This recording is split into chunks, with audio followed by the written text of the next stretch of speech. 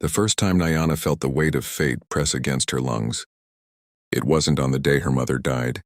nor the night her father's body was carried home by silent men with eyes like stone, but in the early dawn when her brother stood blocking the lodge entrance, his shadow stretching long across the dirt floor like a blade meant for her throat, and she knew before he ever spoke that her life had already been traded. The wind outside carried the scent of juniper and smoke,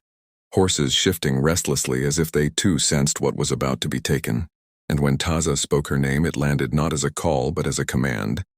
Sharp and final,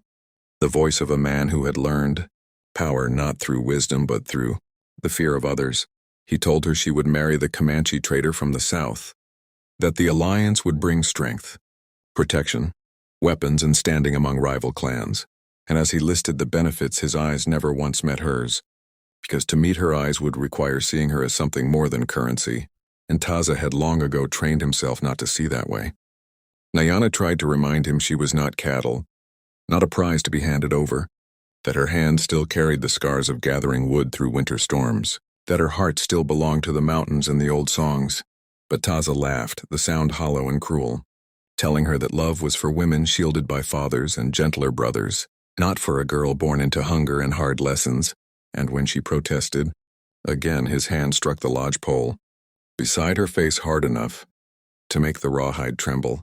sending a warning through her bones that resistance would cost more than obedience ever could. Word traveled faster than she did, because by the time she fled into the morning light, the camp already buzzed with rumor, eyes following her with a mix of pity and resignation, and it was there, just beyond the line of lodges, near the tethered horses, that she collided with the man everyone feared but few truly knew, the Apache warrior called Red Hawk, though his real name was never spoken lightly.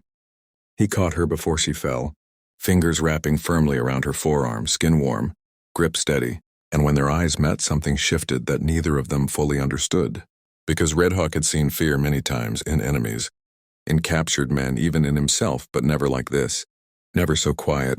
so desperate to remain unbroken. He asked her why she was running, and she told him everything in one breath, as if the truth had been damned too long inside her, each word shaking free another piece of her courage. And when she finished, she expected dismissal or silence,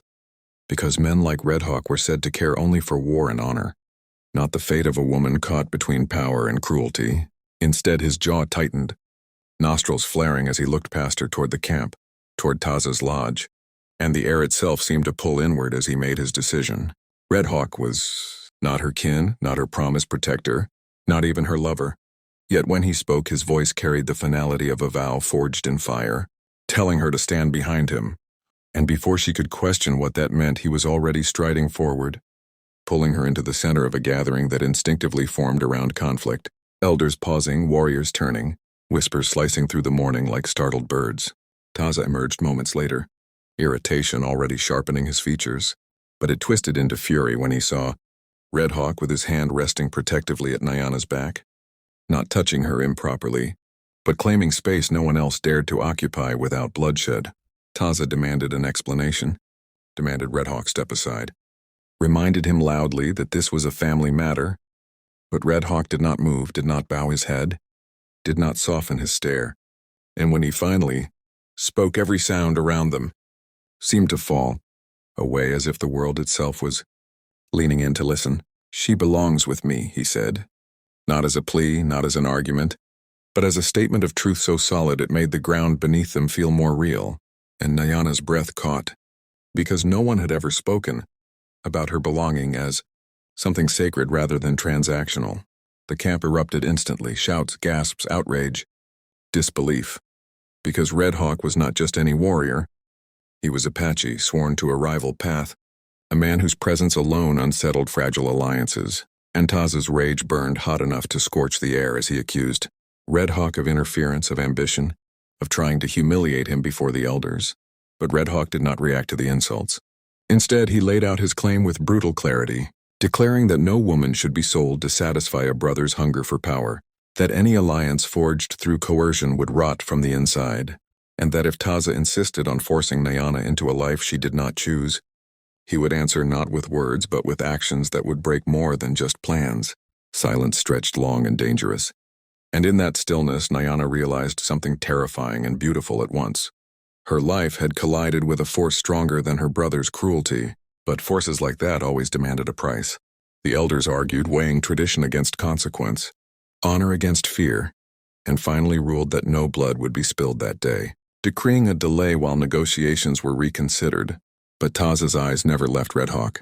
promising future violence in every breath. That night, as the camp settled uneasily, Red Hawk led Nyana away from the fires to a quieter edge where stars spilled across the sky like ancient witnesses. And though neither spoke of love,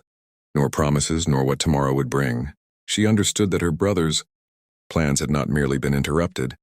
they had been shattered, and nothing either of them did from this moment forward would be without cost. And if you're drawn into stories where courage rises against control, where love challenges power, and where destinies are rewritten in fire, make sure to subscribe to the channel now,